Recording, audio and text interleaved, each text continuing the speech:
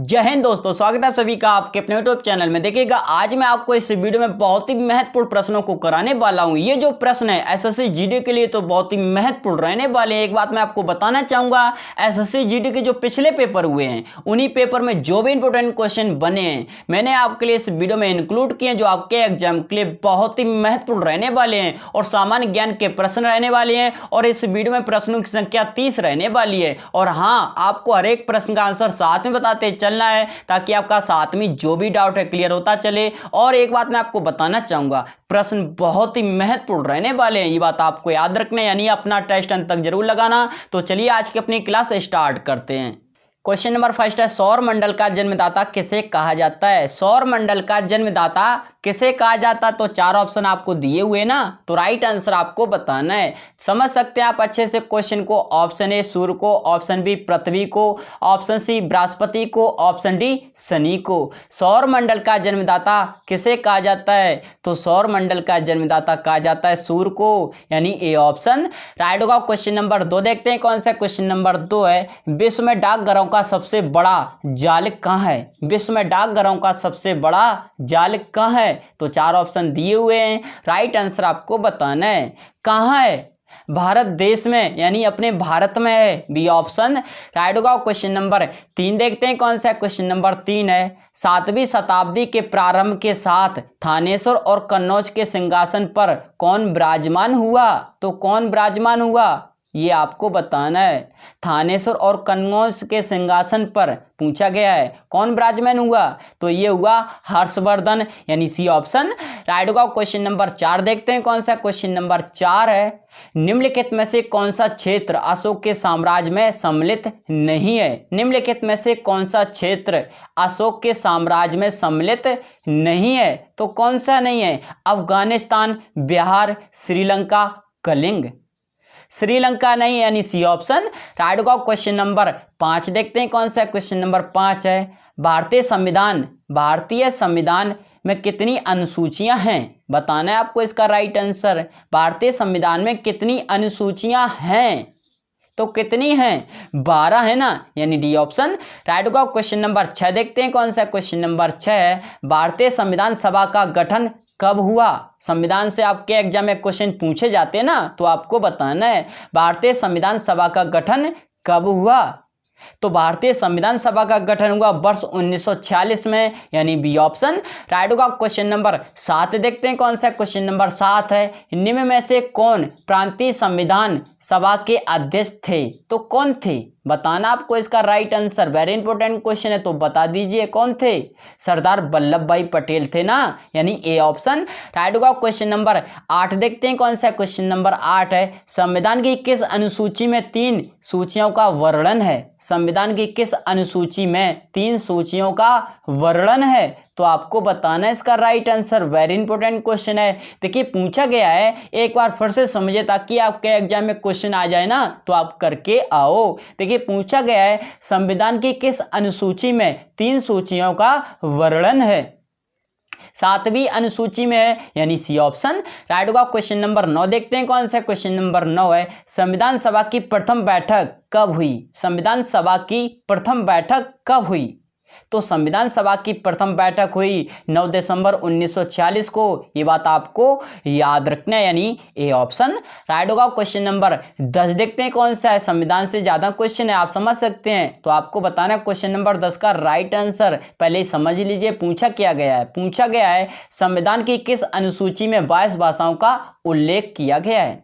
संविधान की किस अनुसूची में 22 भाषाओं का उल्लेख किया गया है? तो ये किया गया है 8वीं अनुसूची में, यानी बी ऑप्शन राइट होगा। क्वेश्चन नंबर 11 देखते हैं कौन सा। क्वेश्चन नंबर 11 है, निम्नलिखित में से कौन संविधान सभा के अस्थाई अध्यक्ष थे?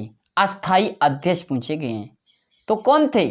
बताना आपको इसका राइट आंसर। देखिएगा, राइट आंसर का ऑप्शन नंबर बी होगा, डॉक्टर सच्चिदानंद सिन्हा थे अस्थाई अध्यक्ष। ये बात आपको याद रखनी, यानी बी ऑप्शन राइट होगा। समझ सकते हैं आप अच्छे से क्वेश्चन को। क्वेश्चन नंबर 12 देखते हैं कौन सा। क्वेश्चन नंबर 12 है, देखिए पूछा गया है क्वेश्चन नंबर 12 में क्या पूछा गया है। पूछा गया है, संविधान की 11वीं अनुसूची निम्न में से किससे संबंधित है? संविधान की 11वीं अनुसूची किससे संबंधित है? आपको बताना है।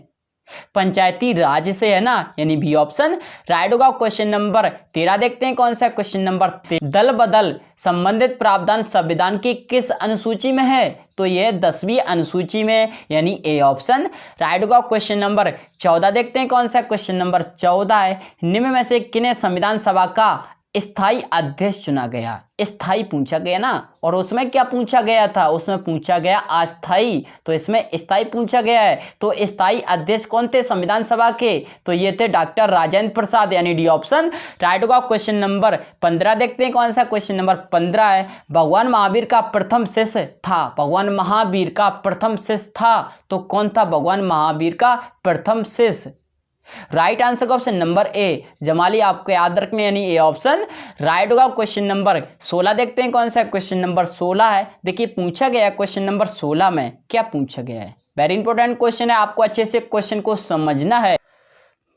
क्वेश्चन नंबर 16 है, देखिए पूछा गया है क्वेश्चन नंबर 16 में निम्न में से किस स्थान के उत्खनन में तांबे की मोहरें प्राप्त हुई? निम्न में से किस स्थान के उत्खनन में तांबे की मोहरें प्राप्त हुई? तो आपको बताना है इसका right answer. Very important question है, पूछा जाता ना आपके एग्जाम में यहाँ से क्वेश्चन। तो ये हुई हड़प्पा से, यानी डी ऑप्शन राइट होगा। क्वेश्चन नंबर 17 देखते हैं कौन सा क्वेश्चन नंबर 17 है। गुप्त युग में भूमि राजस्व की दर क्या थी? तो आपको बताना है उपज का चौथा भाग था, यानी बी ऑप्शन राइट होगा। वेरी इंपॉर्टेंट क्वेश्चन है, ये बात आपको याद रखना है, ठीक है। तो चलिए क्वेश्चन नंबर 18 देखते हैं कौन सा क्वेश्चन नंबर 18 में पूछा गया है। देखिए पूछा गया है तख्ताक ए नासरी का लेखक कौन था? वेरी इंपॉर्टेंट क्वेश्चन है। चलिए ये क्वेश्चन मैं आपके लिए छोड़ रहा हूं, इसका राइट आंसर आपको कमेंट में बताना है। चलिए क्वेश्चन नंबर 19 देखते हैं कौन सा क्वेश्चन नंबर 19 है। अलाही दरवाजा का निर्माण किस सुल्तान ने कराया था? ये आपको बताना है, अलाही दरवाजा का निर्माण किस सुल्तान ने कराया था? क्वेश्चन नंबर 19 में पूछा गया है, आपको बताना है इसका राइट आंसर।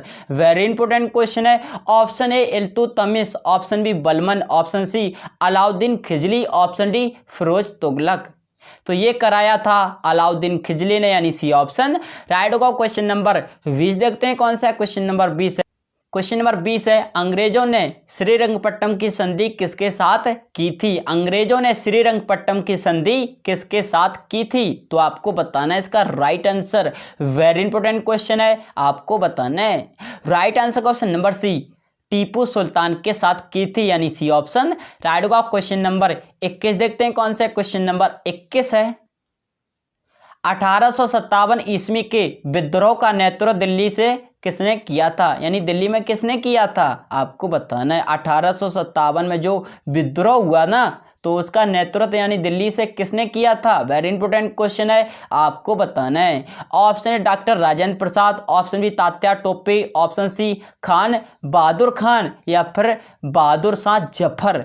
तो बहादुर शाह जफर ने किया था, यानी डी ऑप्शन राइट होगा। क्वेश्चन नंबर 22 देखते हैं कौन सा क्वेश्चन नंबर 22 है। 1905 ईस्वी में बंगाल विभाजन किस वायसराय ने किया था? 1905 ईस्वी में बंगाल विभाजन किस वायसराय ने किया था? 1905 में बंगाल विभाजन हुआ था, पूछा जाता आपके एग्जाम में क्वेश्चन, ये बात आपको याद रखना है, ठीक है। तो किसने किया था? लॉर्ड कर्जन ने, यानी बी ऑप्शन राइट होगा, ठीक है। तो चलिएगा क्वेश्चन नंबर 23 देखते हैं कौन सा क्वेश्चन नंबर 23 है। हिमालय की सबसे बड़ा पर्वतमाला है, तो कौन सी है? आपको बताना है हिमालय की सबसे बड़ा पर्वतमाला कौन सी है? वेरी इंपॉर्टेंट क्वेश्चन है, आपको बताना है शिवालिक, यानी डी ऑप्शन राइट होगा। क्वेश्चन नंबर 24 देखते हैं कौन सा क्वेश्चन नंबर 24 है। निम्नलिखित में से कौन भारत में डिजिटल लेन देन नहीं है? निम्नलिखित में से कौन भारत में डिजिटल लेन देन नहीं है? तो कौन नहीं है, बताना है आपको इसका राइट आंसर। देखिएगा इसका राइट आंसर का ऑप्शन नंबर ए होगा, नगद लेन देन नहीं है, यानी ए ऑप्शन राइट होगा। क्वेश्चन नंबर 25 देखते हैं कौन सा क्वेश्चन नंबर 25 है। क्वेश्चन नंबर 25 है। निम्नलिखित में से कौन दक्षिण भारत की सबसे लंबी नदी है? निम्नलिखित में से कौन दक्षिण भारत की सबसे लंबी नदी है? तो 4 ऑप्शन दिए हुए हैं, आप देख सकते हैं ना। निम्नलिखित में से पूछा गया है, आपको बताना है तो कौन सी है भारत की, यानी दक्षिण भारत की सबसे लंबी नदी, बताना है आपको इसका राइट आंसर। गोदावरी है ना, यानी ए ऑप्शन राइट होगा। क्वेश्चन नंबर 26 देखते हैं कौन सा क्वेश्चन नंबर 26 है। अंग महाजनपद की राजधानी कहाँ थी? अंग महाजनपद की राजधानी कहाँ थी? आपको बताना है इसका right answer. Very important question है। Option A Vaishali, option B Champa, option C Avasthi, option D Kaushambi.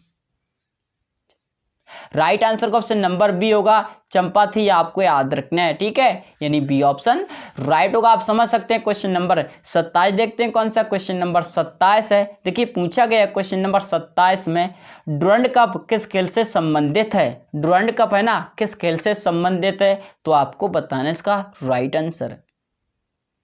Football से है, यानी ए ऑप्शन राइट होगा। क्वेश्चन नंबर 28 देखते हैं कौन सा क्वेश्चन नंबर 28 है। जैन धर्म के प्रथम तीर्थकर एवं प्रवर्तक कौन थे? जैन धर्म के प्रथम तीर्थकर एवं प्रवर्तक कौन थे? जैन धर्म के पूछे गए ना, तो आपको बताना है इसका राइट आंसर। राइट आंसर का option number B Rishabh Dev, यानी बी ऑप्शन राइट होगा। क्वेश्चन नंबर 29 देखते हैं कौन सा क्वेश्चन नंबर 29 है। देखिए इंपोर्टेंट क्वेश्चन है, पूछा गया है, क्या पूछा गया है? भारतीय इतिहास के मध्यकाल में कवि तुलसीदास ने रामचरितमानस किस भाषा में लिखी थी? ये आपको बताना है।